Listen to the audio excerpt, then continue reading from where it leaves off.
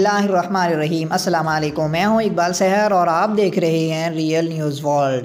ناظرین، ایران کے شہر مشہد میں امام رضا کے مزار میں چاقو بردار شخص کے حملے میں ہلاک ہونے والوں کی تعداد 2 ہو گئی ہے۔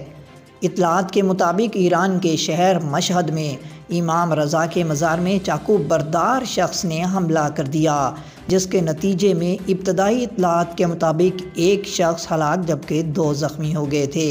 اب تازہ اطلاعات کے مطابق ہلاک ہونے والوں کی تعداد 2 ہو گئی ہے۔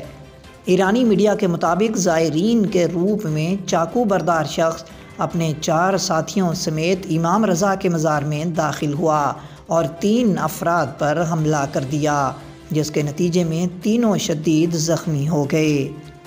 ریسکیو ادارے کے پہنچنے سے پہلے ہی 1 شخص نے موقع پر جبکہ دوسرے نے اسپتال جاتے ہوئے راستے میں دم توڑا۔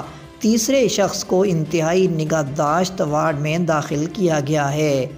امام رضا کے سیکیورٹی اہلکاروں نے چاقو بردار شخص اور اس کے 4 ساتھیوں کو گرفتار کیا ہے۔ حملہ آور غیر ملکی شخص ہے، تاہم اس کی شناخت ابھی تک ظاہر نہیں کی گئی، تاہم حملے کی وجہ کا تعین نہیں ہو سکا۔ واضح رہے کہ حملے میں ہلاک ہونے والے دونوں ذاکر ہیں، جن کی شناخت محمد اصلانی اور محسن پاک دامن کے نام سے ہوئی ہے۔ مزید اپڈیٹ کے لیے ہمارے ساتھ وابستہ رہیں۔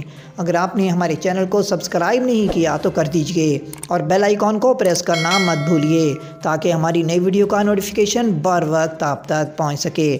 کامنٹ باکس میں اپنے خیالات کا اظہار کیجئے۔